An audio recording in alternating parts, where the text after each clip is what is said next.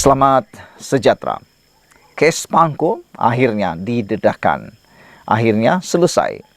SPRM sudah panggil bekas Menteri Keuangan era tahun 2020 hingga 2021.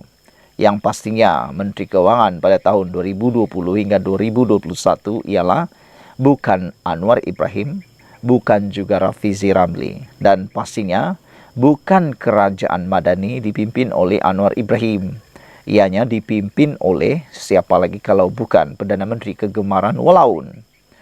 Suruhanjaya Pencegahan Rasuah Malaysia SPRM sudah merakam percakapan bekas Menteri Keuangan yang terlibat dalam kontrak pelaburan atau perolehan syarikat membekal dan menguruskan kenderaan kerajaan Spanco Sdn Bhd bagi tempoh 2020-2021. Ketua Pesuruhjaya SPRM Tan Sri Azam Baki berkata, kes membabitkan Spanco meski dalam siasatan dan akaun terbabit masih dibekukan. Menurutnya, ramai saksi yang sudah dipanggil memberi keterangan dan tidak menolak akan memanggil sesiapa sahaja yang terbabit dalam kuasa meluluskan projek berkenaan. Kita sudah merakam keterangan bekas Menteri Keuangan, namun bekas Perdana Menteri ketika itu belum dipanggil memberi keterangan. Kita serah kepada pegawai penyiasat di mana jika ada keperluan akan memanggil bekas Perdana Menteri itu untuk memberi keterangan, katanya yang ditemui di Majlis Convocation Pegawai Berintegriti Bertauliah. Azam Baki berkata menjadi tanggungjawab beliau sebagai Ketua Pesuruhjaya SPRM untuk melaksanakan kerjanya berdasarkan undang-undang, aduan dan tomahan yang diterima pihaknya. Buat masa ini, ia adalah tanggungjawab saya di mana apa saja yang diberi aduan kepada kami akan disiasat, katanya. Mengulas lanjut, Azam berkata, siasatan kes Pangko kini menjurus kepada kontrak pemerolehan antara tahun 2020 hingga tahun 2021.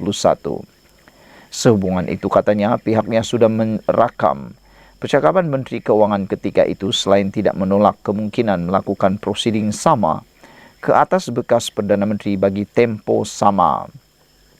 Kita tidak menolak kemungkinan akan memanggil pihak yang terbabit dalam kuasa meluluskan projek berkenaan, tetapi setakat ini belum ada lagi rakam percakapan bekas Perdana Menteri, kata SPRM. Sebelum ini, media melaporkan SPRM melakukan serbuan kediaman seorang ahli perniagaan bergelar Tan Sri bagi siasatan berhubung dakwaan rasuah membabitkan perolehan dan pengurusan kenderaan kerajaan bernilai 4.5 bilion. SPRM turut menyerbu 4 syarikat termasuk pembekal kenderaan kerajaan dengan memanggil lebih 20 individu dan sudah membekukan kira-kira 80 akaun syarikat serta individu yang berkaitan dengan kes ini.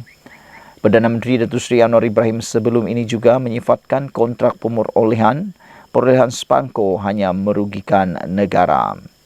Sekian dulu untuk kali ini. Jangan lupa tinggalkan komen anda untuk isu kali ini. Agak-agaknya siapakah Menteri Keuangan yang sudah dipanggil itu? Dan adakah bekas Perdana Menteri era tahun 2020-2021 akan dipanggil juga? Dan siapalah orang pribadi yang bertuah itu, Perdana Menteri yang bertuah itu, yaitu pada tahun 2020 hingga 2021, dan Menteri Keuangan yang berkaitan.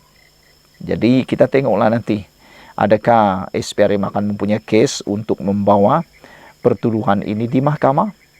Terpulang kepada anda menilainya. Sekian dulu untuk kali ini. Jangan lupa tinggalkan komen anda, tekan butang subscribe. Kita jumpa lagi. Bye-bye. Selamat sejahtera.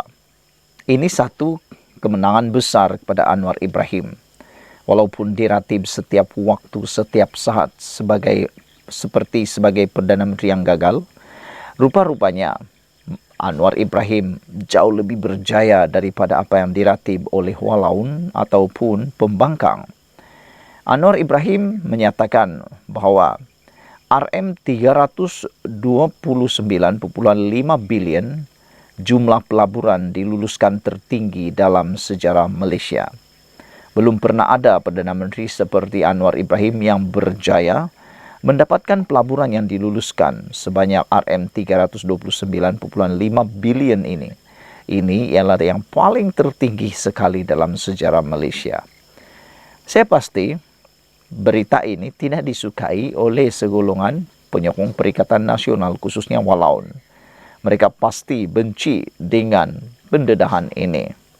Malaysia mencatatkan jumlah pelaburan diluluskan tertinggi dalam sejarah negara, sebanyak RM329.5 bilion pada tahun lalu, yaitu 23% lebih tinggi berbanding tahun 2022 ketika Perdana Menteri Datuk Seri Anwar Ibrahim baru menjadi Perdana Menteri.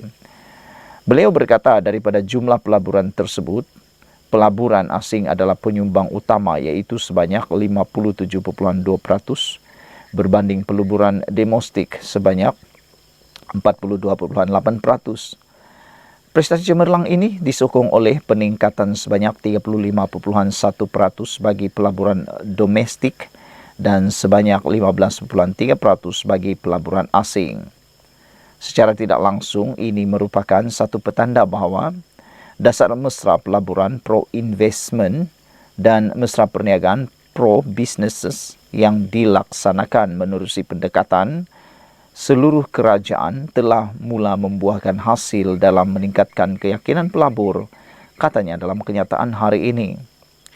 Jumlah pelaburan yang diluluskan itu membabitkan 5.101 projek dan berpotensi mewujudkan lebih 127,000 peluang pekerjaan baru kepada rakyat dan negara.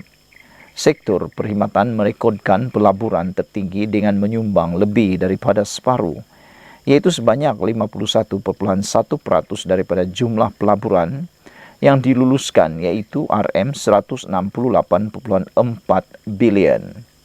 Diikuti oleh sektor perkilangan sebanyak RM152.0 bilion 46.1% dan sektor utama premier industri sebanyak RM91 bilion atau 2.8%.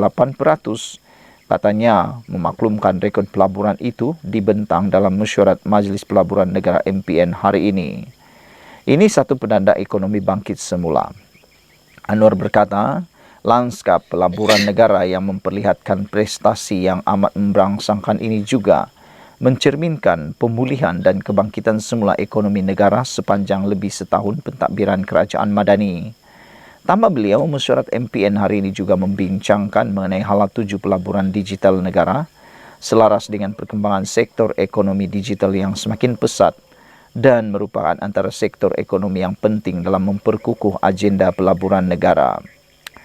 Ekonomi digital di Malaysia yang menyumbang sebanyak 23.2% kepada keluaran dalam negara kasar KDNK pada tahun 2021 diunjurkan meningkat kepada 25.5% menjelang 2025. Bagi tempoh tahun 2021 hingga 2023, sebanyak 396 projek berkaitan digital sudah diluluskan dengan nilai pelaburan sebanyak 128.9 bilion yang merangkumi projek yang diluluskan melalui Jawatan Kuasa Nasional mengenai pelaburan NCI.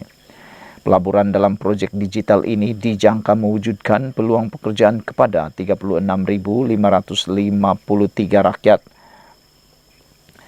Tempatan antara pelaburan digital yang diluluskan adalah dalam sektor pusat data, pengkomputeran awam, penghosan data, analisis data besar dan kecerdasan buatan, katanya. Beliau berkata kehadiran syarikat-syarikat digital terkemuka dunia dan peneraju pasaran global di Malaysia juga memberi isyarat penting bahawa Malaysia mempunyai tarikan dan ekosistem pelaburan yang kondusif untuk pelaburan digital. Justru kerajaan perlu memudah cara sebaik mungkin pelaburan digital berpotensi tanpa seberang kompromi terhadap aspek berkaitan keselamatan data dan kedaulatan negara, kata Anwar Ibrahim. Sekian dulu untuk kali ini. Jangan lupa tinggalkan komen anda, tekan butang subscribe. Kita jumpa lagi. Bye-bye.